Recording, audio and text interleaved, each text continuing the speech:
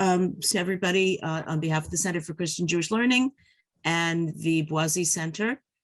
This is the fourth, I guess, in a series of pedagogically oriented seminars that Mark and I have tried to spearhead to enrich our life on campus. And the suggestion was this semester, that we introduce and think about issues of pedagogy in theology, particularly, and what kinds of things can be part of a discussion that are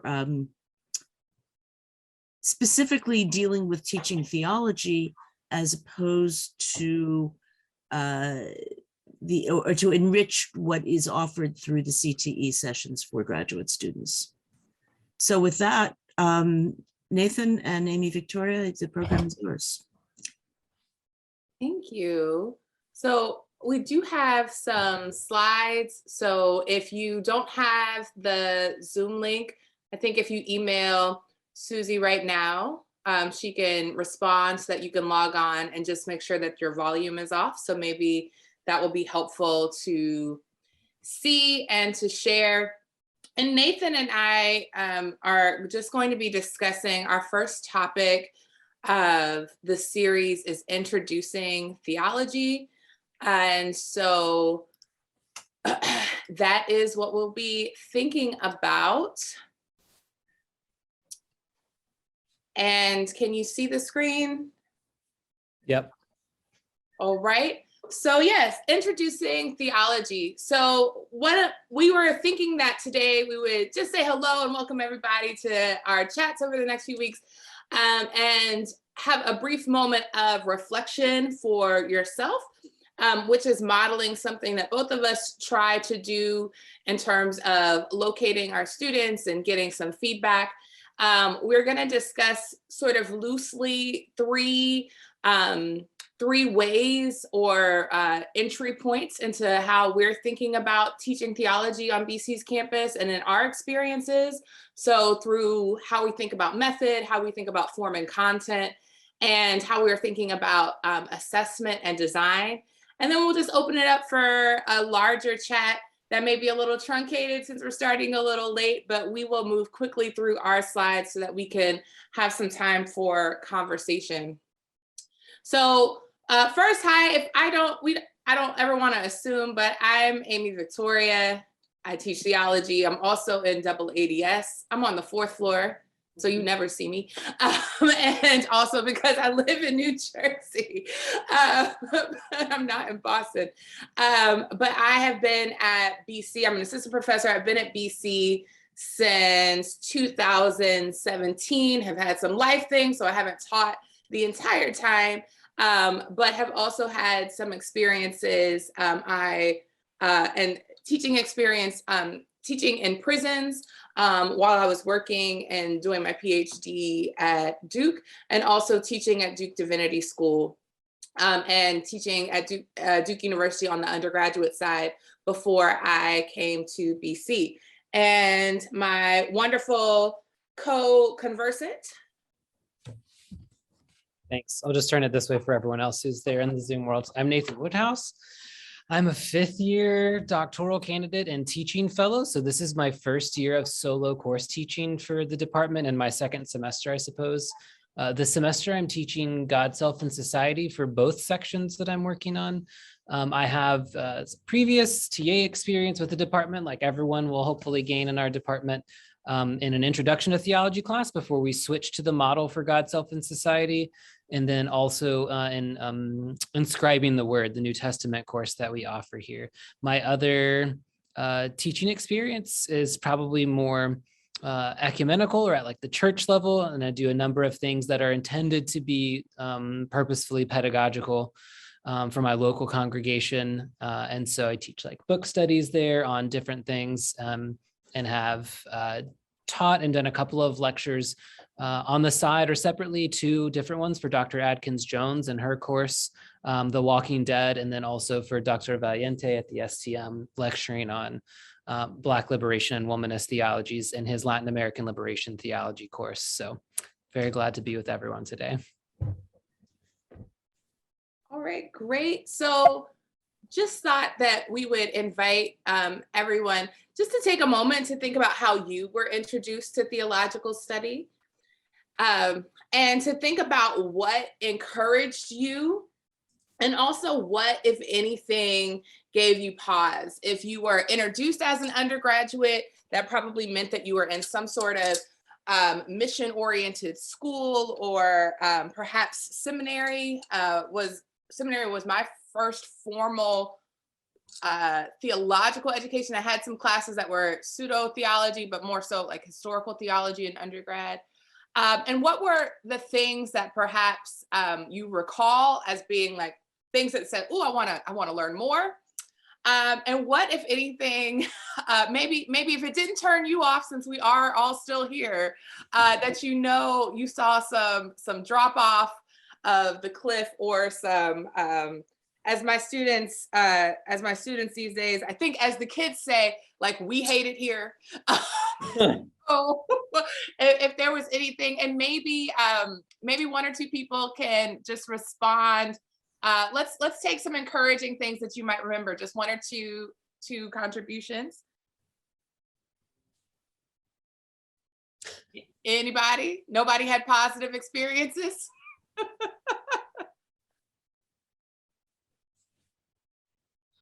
What's that, Mark? I had an astonishingly good professor at Oberlin College as a freshman teach me a Bible course, which was very small, as is always the case at Oberlin. It had like 10 students in it. Everybody talked. Everybody seemed very smart. So certainly I thought they were smarter than me. And I think it was the first time that I really felt the intellectual excitement in college compared to the other courses. I thought it was really, really stimulating and fun. And it really, the professor was concerned about sharpening your analytical and critical skills. And I thought, I think I'm interested in this stuff. I'd never really studied religion or theology. I'd gone to public school. So this was my first time. Until I was 6, I thought there were two religions, Catholic and public. And I was a public, so. Thank you, Mark. Anyone else? It wasn't actually theology, and I still am on the border of theology in terms of theological studies, but I fell into a course on Judaism my freshman year of college because I had space in my schedule, and I said, why not? And the sense of identification with what I was studying. I was studying my own thing, my own history, my own understandings of the world. And that grabbed me. Thank you, Ruth. I appreciate that. And does anybody remember anything that could have turned them off to theology broadly, religious studies, any bad experiences? We don't have to name names, but anything that gave you pause or said, maybe this is not for me, anything that you had to overcome? Evangelicalism. Thank you, Nathan. Just very broadly speaking, almost put me off entirely, but then, I came back around. Anyone else who's in the room? I think the positive and negative things for me were about questions that I actually had, and positive experiences when those questions were taken seriously and given answers that were complex and thoughtful enough to kind of square with real life. But then on the negative, when those questions were dismissed or answered poorly, it didn't seem like a space where questions were actually allowed to be engaged in a serious way. Like faith and questioning were somehow opposed to each other. Yeah, thank you. I think that it's one of the reason we ask this question is that there's so much that comes from, we bring ourselves to our classrooms and we bring our experiences, but I think we also are here because we want to encourage people to think. And so the further away from sometimes those introductory experiences that we get, sometimes the harder it is to remember that this can be incredibly overwhelming. It also can be introducing theology, particularly in a college context, even if students are coming from just what high schools usually here at BC, or have, I've gone through CCD, so I don't need to do this kind of approaches or attitudes, that there's still so much available to discovery, but much of that's modeled through how we are engaging and how we are presenting material and how we are acknowledging ourselves. So I hope that we can keep these questions in mind as we chat. And we thought that we would just discuss a little bit the notion of how we're introducing theology, a little bit in terms of how we think about placing method on the table, how we come into our classroom. And I'm going to let Nathan chat a little bit about some of the things that he is trying and has learned so far in his experiences.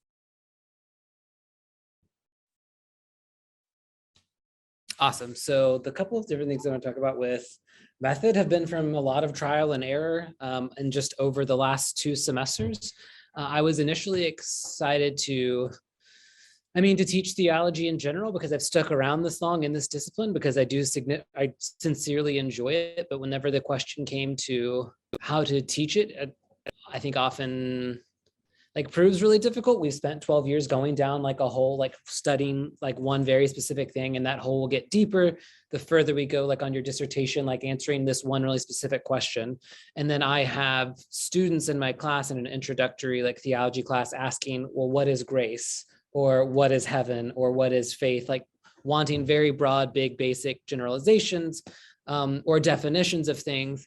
So far, the makeup of my courses at BC, at least, I would say have been about 2/3 Catholic, and then perhaps a third who perhaps grew up religious in some way or another, but then now find themselves being a-religious or non-religious or decidedly atheist, a couple of handfuls so far in every class.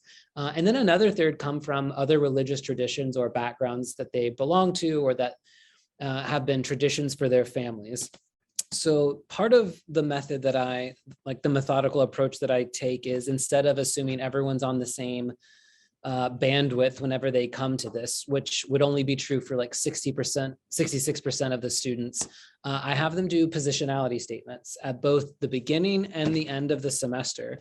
And the intention of the positionality statement is to allow students to perform a self-inventory of what they know about religion, but also ask them to think subjectively about demography and its intersection with their religious identity. And so I will ask typically more pointed personal, or not overly personal questions, but ask them to think did you grow up with a religious tradition? Is it the majority tradition in your hometown? What's the demographic makeup of the people who are members of your congregation? Are they the majority or the minority in your area? Just to get them to begin to think of religion as something that is not only personal, but is cultural, and that has perhaps some identifiable characteristics that they can look at. That will also then prep them as we move on in the semester to think about the intersection of larger cultural questions. So when we're talking about liberation theology later, questions about economics and society and political philosophy and some other things like that. So other than that, for the positionality statements, I think I'll just leave it there for now, and we can move on for method stuff. Thank you. I do actually do something similar. I usually call it a faith reflection. It's the very first assignment. It's due after the first weekend. And it gives students an opportunity to actually reflect. I also invite them to tell me, what they would like to get out of the course, or what they imagine might be possible, and to try and get them to imagine where theology might be significant for their lives, whether they're confessional or not. I have found that my students depend on what time I am teaching because of the way that pick times work at Boston College. So I have usually lately have been teaching God, Self, and Society at 1 o'clock, which, seniors don't take classes before noon if they don't have to. So I get the seniors who should have taken this class 4 years ago. I get a lot of students who are CSOP, anybody who this was pulling teeth. I waited until the absolute possible last minute to take this course. And I dared to ask the question, how many of you would take this course, would be in this course right now if it was not required? My last few semesters of teaching God, self, and society, the number, like there's maybe 1 or 2 hands that don't go up, that say that they would take the course.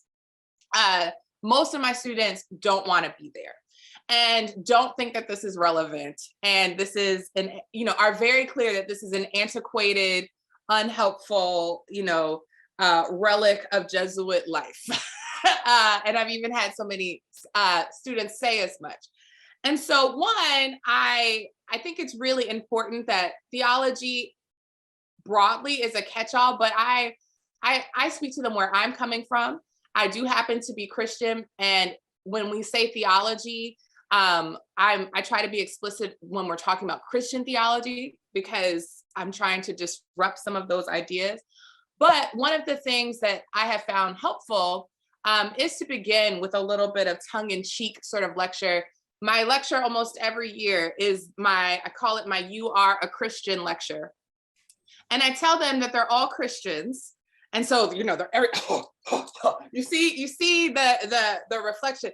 And I say, when we think about how Christianity functions socially, and what I mean by that is how we can think about the ways that theology is at work and proclaimed, how we can think about the ways Christianity functions, sometimes frequently hegemonically, as an invisible norm. And so one, if you are a confessional Christian, do you really know what that means? Or have you just gone to Sunday school your whole life? Or a lot of my students, when I ask them about their sort of faith identity, I get a frequent answer is that my parents are Catholic. And I was like, well, I asked you about you. But I also say that if you're not a Christian, Christian theology is perhaps all the more important, because Christian theology functions as an underlying mechanism for our laws, for senses of morality, for the things that we do and perform around the globe. And so if you aren't a Christian, well, things are being done with Christian influence in your name. And if that's not something that you necessarily want to be a part of, then you really need to think about how this functions in society, perhaps all the more. And so I try to catch them and bring them into that. I also believe in using a lot of cultural, we try to stay fresh and relevant, but also be true to ourselves. But to think about the places where we're seeing theology, and usually bad theology in society, as a reason why we need to study and think more. And so there's an article I frequently assign, Study Theology, even if you don't believe in God. It's from about 2013 or 2014 in The Atlantic, but I use that as a framing mechanism. I often, Kanye West continually provides fodder for theological and pseudo-theological discussion. Unfortunately, we continue to have so many current events where people say that God told them to do something, or thinking about temptation. So much of the violence in the world is wrought with religious language or religious ideas. And so I try to encourage them that one, everyone's welcome in my class. This is not an evangelism course, but that I want to prepare them to have a kind of theological toolkit. I want them to be able to add theology to their critical lens of looking at the world and thinking about the world that they want to live in versus the one that we have. So some of the fun sort of moments in terms of content and unique ways to teach theology, right? Like, we want to differentiate from Sunday school. We want to catch all of these different kinds of precepts. But how are we thinking about form and communicating our content and making it relevant? A couple of examples we wanted to share in terms of how we make these different kinds of connections. Nathan?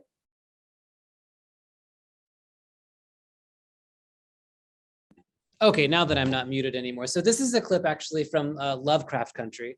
So on 2 different occasions for Dr. Adkins-Jones, I've been kindly asked to come and give a guest lecture on the necropolitical using the work of Akili Mbembe. I don't typically, or I haven't in the past 2 times I've given this lecture, do some more of the like theological excavation for them to think about that. But we do engage with necropolitics as like a political philosophy to think about the ways in which that society, especially, and then like culture, indexes Black life to death in a number of different ways. And instead of just reading Mbembe's article, which is somewhat readable, but then often in many ways like impenetrable for students, I use Lovecraft Country as sort of a really like visceral representation of what necropolitics look like. So in this particular scene, the protagonists are being chased out of a sundown town by local law enforcement. It's like a 7-minute scene where the things are very heightened and stress is very high. And they are being chased out of town after being confronted, after they've pulled over somewhere. And it really does a good job, I think, at least the 2 times that I've lectured on it and used this scene to help give a visual representation at almost like the speculative level, in this form of like this speculative piece of fiction that has been turned into a television show, to imagine what it is like for necropolitics to function in the world. And so far, I think it's been quite successful. Film, obviously, and then TV in general, I think does a really good job of capturing people's attention in a quite different way. Whenever I lecture on Julian of Norwich, which I just started doing today again for the 2nd time, and we talk about some of the major themes there, like love and sin and forgiveness. I actually used the clip from the Fellowship of the Ring, where they're in the mines of Moria and they're trying to decide which way to go, and Frodo and Gandalf have that discussion about like what the correct thing to do is. And then I asked them to use the categories that Julian develops for us to analyze that scene as far as like sin and grace goes. And so that goes a long way to helping them, I think, push their thought forward a little bit and using theological categories to do it. And one of so thinking a lot about the different sources that we use to like draw us back to theological sources. One of the things that Nathan and I discussed was the need for repetition of categories, right? So how are we introducing some of these formal aspects, the loci of theological development, or how are we thinking about formal content, even as we are doing these sort of creative analyses in terms of, you know, some of the I don't have a great analogy for it. Why is every analogy and metaphor that I grew up with like violent in some sort of way? Anyway, like I think about it in process. But it is March, and I come from a basketball family. So one of the things that I started doing, and my students love, I come in, I have like a jersey on, I bring in a fake basketball, I bring in a microphone, I bring in I bring in props. And for a week at least, we do March theological madness. And so this is just one of the ways they've been introduced to these different categories of doctrine. So, you know, theological anthropology, hamartiology, all of these things that we've been talking about and leading up. And I make them break into groups. And well, we first use a poll me device where they poll. I give them a bunch of categories. We've got to narrow it down to from our Sweet 16 categories to our Elite 8. They poll on what they think is most important in real time. So they're watching that happen as a digital exercise. And then they break up into the Elite 8. I slot them into their brackets. They have a certain amount of time to formulate their arguments on why they are the best or the most significant theological category. They have to give evidence to support their claims. And then we essentially have a classic debate. And so we narrow it down to, and what I do is in real time, they get to vote on who wins, on who had the strongest argument. And so we get down to our final 4. we get down to our semifinals, and they get so into it. It's fascinating because sometimes we'll have a tie, so they have to go to the tiebreaker. Like we go into overtime. Like, I mean, we do the whole shebang. And I have found this to be so helpful to getting them to not only formulate theological arguments, but seeing other points and sides, and they retain this material in all these different kinds of ways. So just thinking about, I learned sort of, well, church dogmatics, we think about this, and then you think about this, and this is the order. But continuing to be creative about not only how we are teaching like classic lessons and principles in our subject areas, but also how we're reframing them so that they're making arguments, but also they're making arguments about why this is important today. Like, why should you win today, here and now? What's going on in the world? And I will tell you that for all the Bible folks in the room, Scripture won this year. Much to everyone's shock and awe, Scripture won. So you just never know which way it's going to go. But thinking creatively in terms of how we are engaging the need to introduce concepts, but breaking them down, giving them multiple opportunities to repeat back and reflect on what they know in terms of how we're teaching. And then lastly, and we'll move quickly through this, we just are thinking about how we are assessing for students who are coming from different backgrounds, students who have no idea what theology is, and then sometimes the student who has who's taken theology. I've taken 4 years of theology. I've done this. I'm the expert. How we continue to make these topics new and fresh and bring them to a higher, differentiated order of learning in the university space. So I will let Nathan talk about one of his assignments. I'm going to move this down, I think, there, so it doesn't block. There you go. Great. So, like, I think all good pedagogies, I stole part of this from another one of my teachers, which I think is completely licit. One of my professors in divinity school, Amey Laura Hall, who is a Christian ethicist, has this exercise that she used to have us do. In the course that I took with her, I think was Love in the Christian Tradition. And we read a number of novels in that course, including like The Bluest Eye by Toni Morrison. We also read Housekeeping by Marilynne Robinson, which is like one of the most meticulously written things that I have ever read. And in lieu of a longer research style paper, like 10, 15 to 20 pages in there, Dr. Hall had us do weekly close readings. And she has developed like this concept, and I'm sure perhaps she got it from somewhere, on close readings and what she means by it. She has like a YouTube video. It's like a good 30 minutes describing like the exercise. And the one that I remember doing the most was when we were reading Augustine's Confessions. And in general, the principle is, instead of having students in an introductory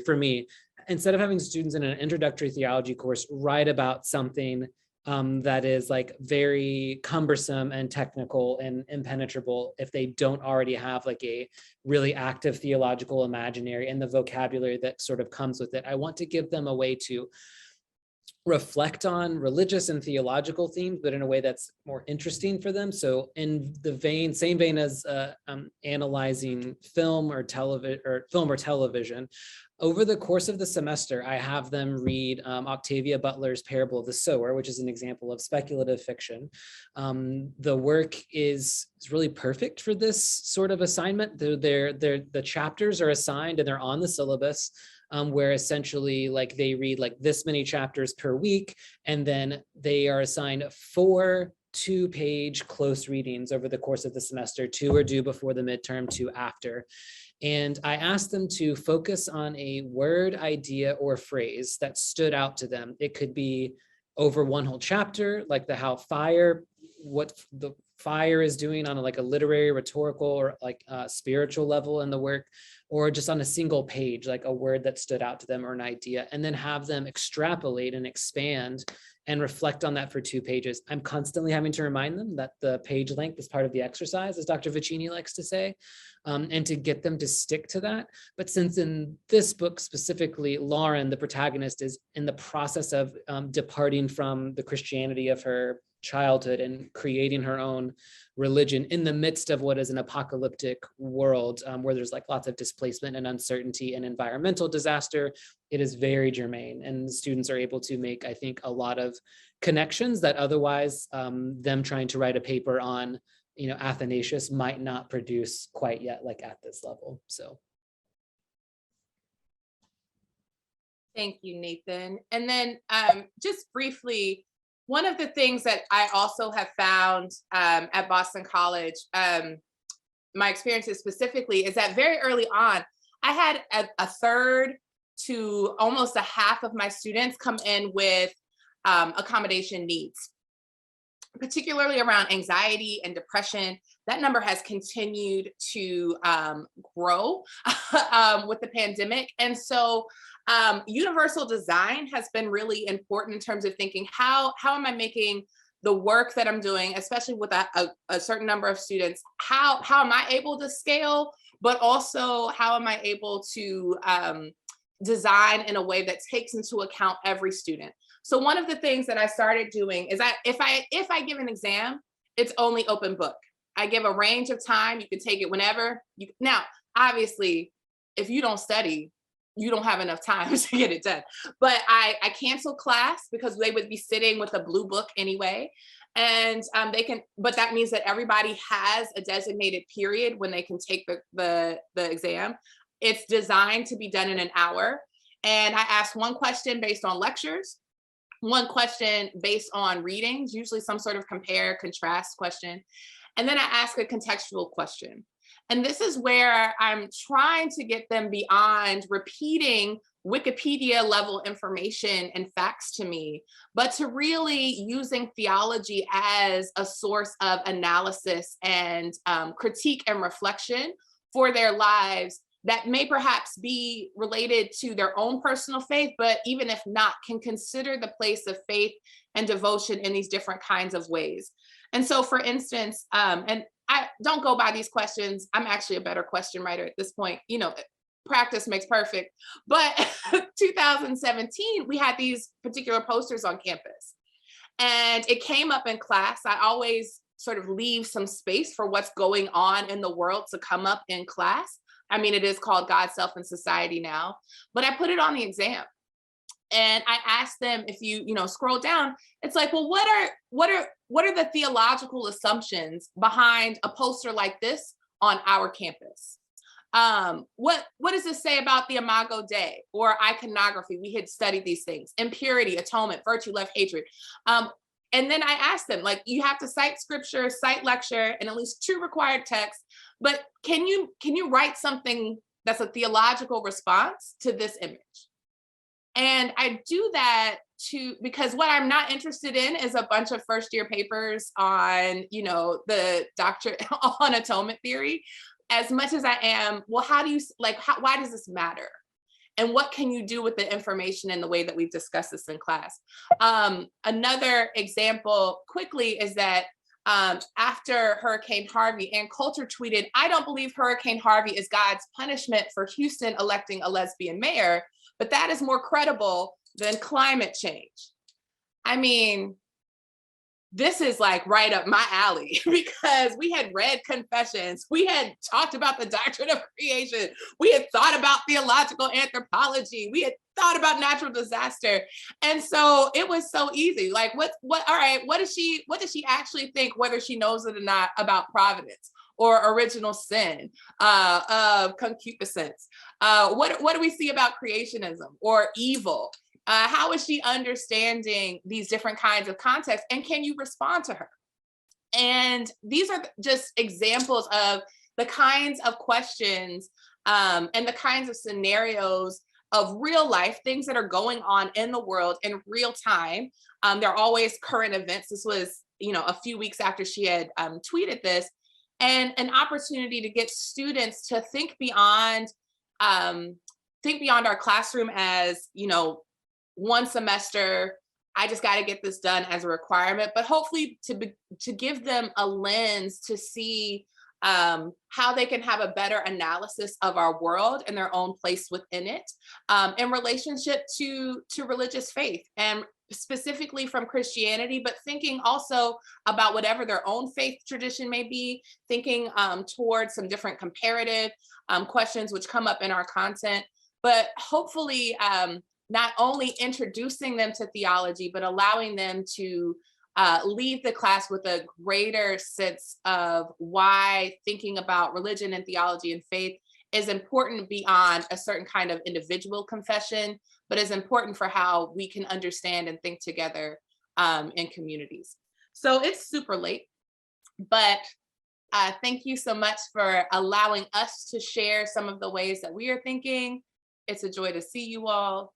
And we don't have much time to chat here, but you know where to find us too. So would love to hear some reflections or what other folks are experiencing, or if there are any questions that anyone has.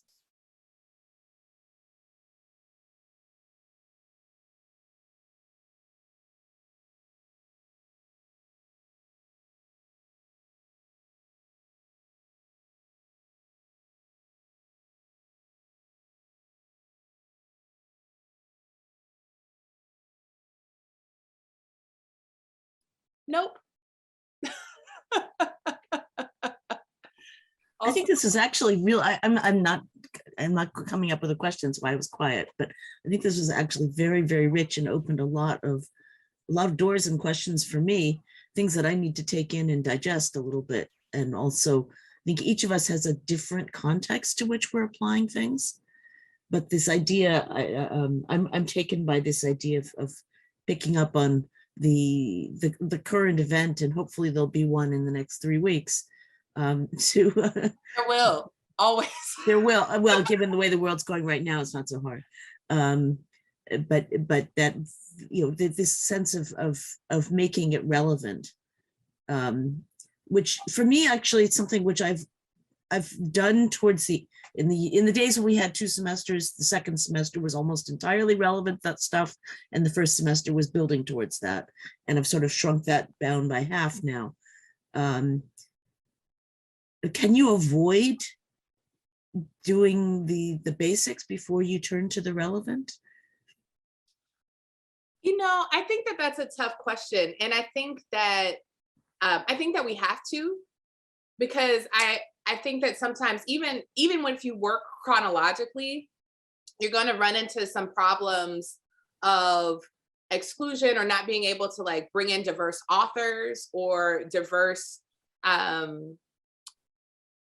places of connection. So for me, I've tried to just do it all from the beginning, like as an integrated process, and not think about, like, most of what I was taught, it was like, well, first we're going to do this, and then we'll come here, and then the very last thing, like, we might turn to the world. And so I started to try, especially with truncating the courses, I've started to have to do that from the beginning, one, to grab their attention, but also to really be able to push through the material, because what always would get left off were a lot of the questions that I really cared about from those models. And so trying to integrate it from the start, it's constantly, I'm always having to tweak to think about how to best do that in my experience. But I try and integrate it from the beginning. I agree about the chronology, especially makes it sort of prove difficult. I mean, in my class, we just switched from reading a really difficult piece by the Reign of God as like central position of liberation theology by Sabrina, which is a very difficult thing I told them it's difficult for me to read. And now we've just gone to Julian of Norwich. And so, you know, we've skipped backwards now, 400, 600 years or so.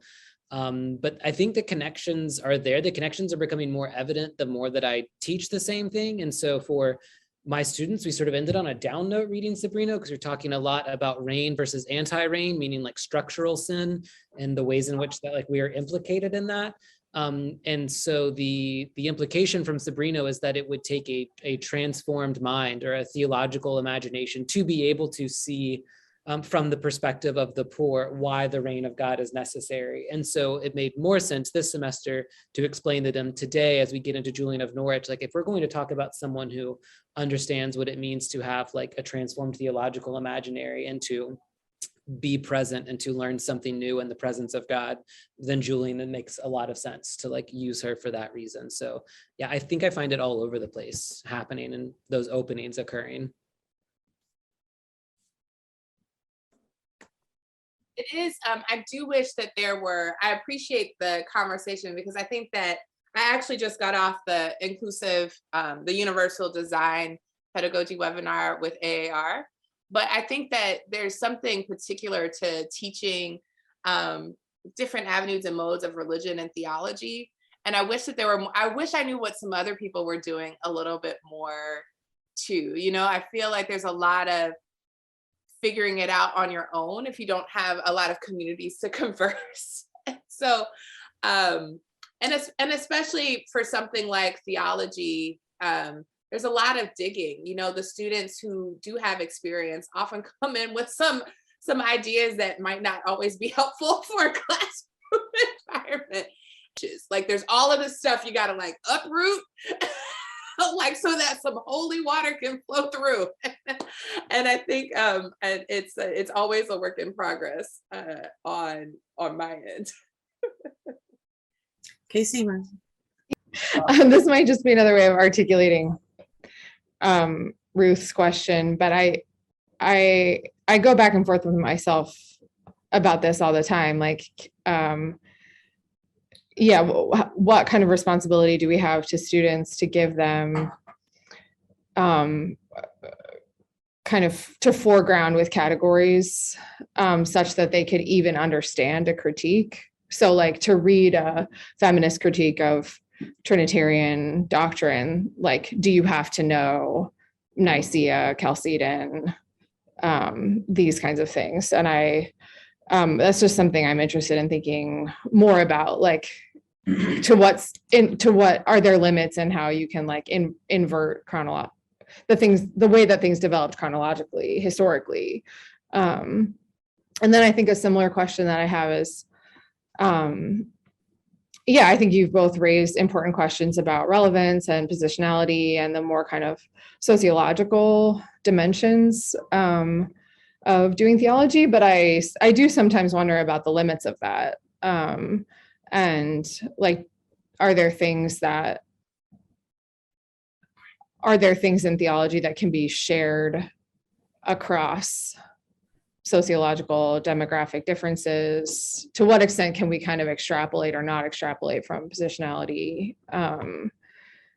Yeah, I think especially as someone who works in the Middle Ages, if a certain kind of diversity of syllabus is demanded, then I actually can't teach what I study. And I don't know what that means. So I think those are some open questions that I've already think about a lot. But this has like brought up other ways to ask them. I was going to just say that like whenever, especially when we're doing Christology, because you have like a 5-section Christology unit, I guess. And I'm trying to get them to sort of like get to the circle between like the Jesus of history and the Christ of faith, but the Christ of faith comes first, like the Christ of like the Bible comes first. And so we start with engaging the Bible, and like, so I talk about like the synoptic problem, but then I also talk about like the Bible as like the primary resource. So when we were reading Gregory Nazianzus, I'm like, all of his footnotes are like they're scripture. And so we talk a lot about that, and then we talk about how those were like then turned to shape the creeds, and how like confessions of faith came first, and that there's a significance to theology as being like God talk from inside of the faith tradition, and how it's a confession of faith and how it is vital for people. And then after we talk about the synoptic problem, and after we talk about some like modern approaches, and I talk about like the historical Jesus, I'm like, now part of what we do as theologians, or as people who think about God, is then like balance them both. Like we're concerned with what we can know from scripture about the historical Jesus, and then how that informs the Christ of faith, and like how like we interact. And so I try to keep a balance, and I do something similar to Dr. Adkins-Jones by letting them know, like, I'm Christian, I'm Protestant. So that might be a little bit different for some of you who are Catholic in the room. but that everyone is welcome here, and that we will be talking about the significance of the fact that these are tenets of faith for people. And it's also like information that we can know, which I think helps.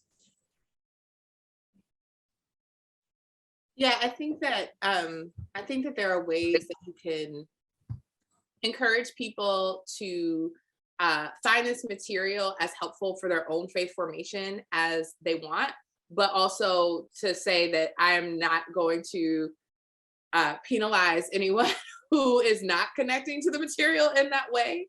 I don't think that I teach with a lot of music. I teach with a lot of gospel music or a lot of liturgical settings. I used to, before, when we had the year-long class, everybody had to go to church, and you had to go to a church that you had not been to before. And that threw a lot of Catholics off. And so that was the purpose. And I've done that kind of exercise, not because I'm necessarily concerned about your reflection, which I do invite, like I said, but also if you are not connecting, then I also want to know why. I want to hear more about how you are experiencing these things and what you think about it. How are you making sense of the world? Because we're all in community and are impacted by these things, even if they are not things that we profess. I do think that there's something to faith and non-faith seeking understanding. So I found that helpful. And then the question of, in terms of sources, that's always an argument, and particularly about teaching topics that people historically consider white men to be the only authorities on, or the only subject matter. And so we can't necessarily change all of our sources of early Christian history. But what I can do is you're getting it from me. I teach Karl Barth. So it's already a certain kind of diversity and representation. But one of the things that I do is that I include, if I try to get a diversity of guest speakers to speak on a topic and how they're reading and thinking about it. If there's not a direct, if there's not a primary text, I try to really make sure that all of the secondary material or the conversations that we're having are bringing in some different kinds of perspectives. I love bringing other people's voices and representation in the room. So I assign podcasts, or will assign a YouTube lecture from someone else, or will show clips from a number of different speakers, just to say that there isn't one way to engage the material, but also I'm not using what would be called positionality as a standpoint. But more so as how are you coming to the text? How you come to the text matters, and the questions that you bring are those that I want to hear and want us to think through as critical in the class.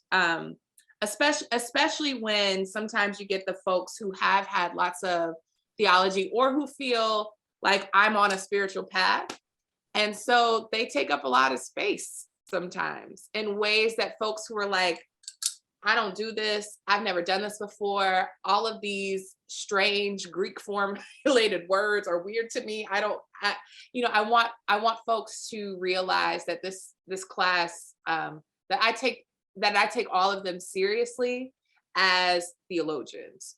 And I say that and tell them that in terms of this class, that they are theologians. They're thinking theologically, that they do have the capacity for this, and that their analysis is critical to this class, to this campus, but also to the world. And I try to frame it through that, even when we are, even as I still assign, Augustine's Confession,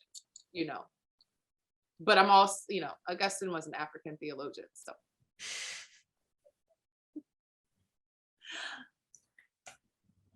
I think we're over time, but it's been joyful to think with everyone. And want to thank you, Amy, Victoria, and Nathan, from the depths of our hearts for sharing. We wish that we had the extra 15 minutes at the beginning, but c'est la vie. And thank you so much for just setting some seeds for us. Nathan, do you know when the next session is? It's in April.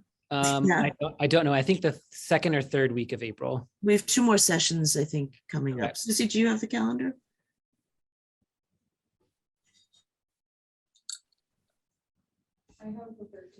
The 13th, Casey is our factotum here, so she knows all Okay. things. Great. So I look forward to seeing everybody on the 13th and to deepening and continuing the discussion in some new dimensions. I believe on the 13th, we're talking about students who are coming in invested in their backgrounds and the problems the challenges that creates. Thank you, everyone. Have a great day. Bye. Bye-bye.